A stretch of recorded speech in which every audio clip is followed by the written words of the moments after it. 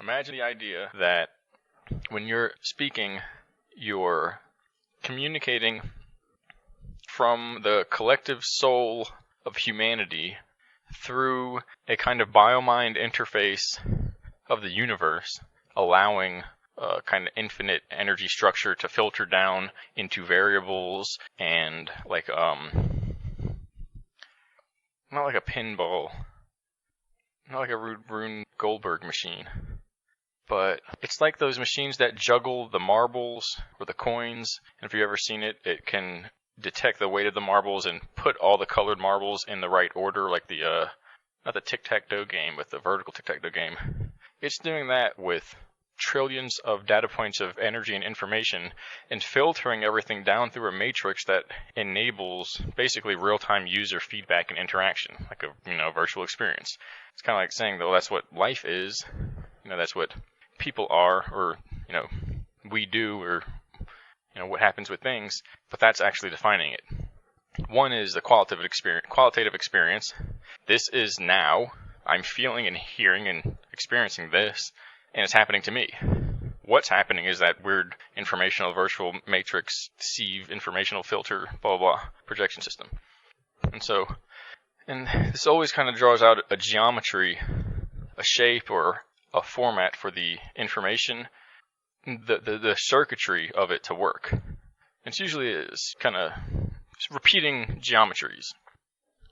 And so then you have the plane that you're on, a flat plane for all intents in this diagram.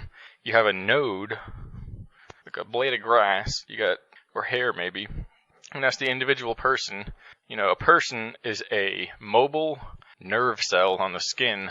It's an external nerve cell on the skin of the planet, talking about feeling what's going on. And so then that is a point of awareness, but the source of that awareness comes from the outside. And so you have the flat line, the kind of pointy dot or whatever in the node in the center or off the side, whatever. Maybe even in the center to keep it balanced. Because then you'll really start to draw out the shape, and you'll see these ancient designs and the same ones that always come about.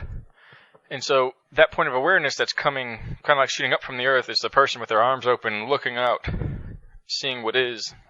That awareness doesn't come, it comes from within, but it's also coming from somewhere else. And so it's also coming from all over that plane. You could say there's a sky, that the sky, curves over because of the vision, of the eyeball being, curved, or the optic lensing of the light from the density, the inverse square, density, lessening or reduction of the density of the air, or that maybe there's an electromagnetic plasma wall, which is lensing things, or maybe space is a glass-like ultra-dense plasma structure, and it is surrounding the top in a inverse square kind of curved dome.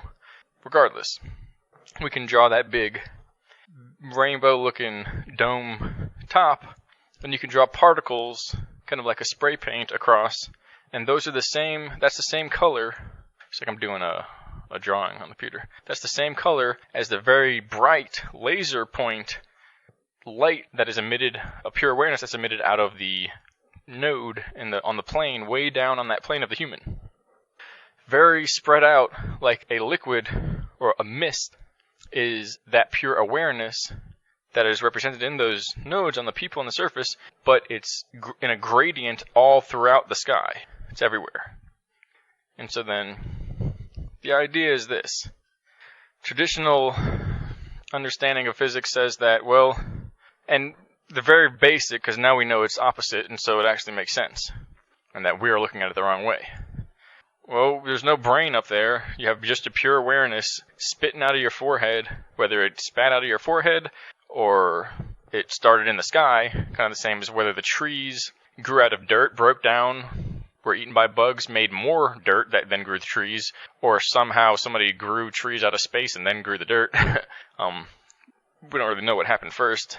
And so you might say that there's got to be drastically less awareness in the sky, and by filtering all that awareness and compressing it, condensing it into a tight stream that can be focused and kind of funnel through a fractal mirror maze, which can be used for the recreation of the pathways of experience that we had at one point and basically become memory, aka fractal neuronal connections of memory in the brain.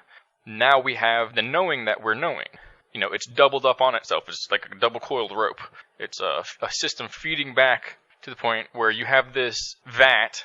I've had this metaphor before. All these might be places that we can all go to. And you have these monks, and they're rhythmically tapping on the side of this huge vat with colored fluid in it.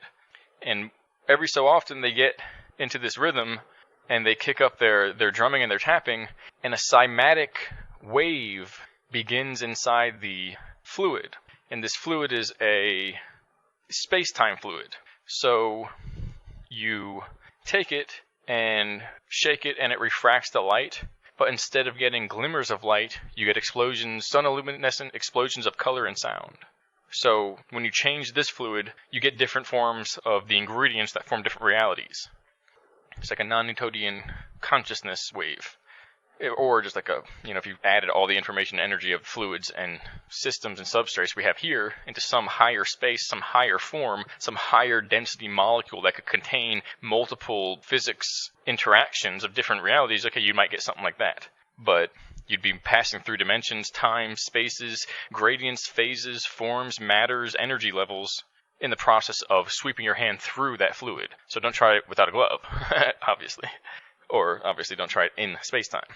It'd have to be outside, meaning you'd have to have an invertible, UFOs, blah, weird stuff. And so, the point is, every once in a while, they get into that rhythm, tappity-tap-tapping, and a human reality appears within the cymatic creation, within the fractal wave. At first, you just see a fractal. Just like in those videos, there's a cymatic wave, like, oh, if somebody's seen it before and they know what they're doing, they go, that's the fractal number, this, that, how many points here, this angle, that, going back to this color, myth, being, person, storyteller, whatever. And from that place, it's not myth. It's literally, no, that guy or girl went there, did this, and that's that. And that's why we have this place. It's like, it's real. And again, it's hyperspace, so it's like, what'd they do? Well, it's what their soul did, and their soul was across countless times and places, and so you compress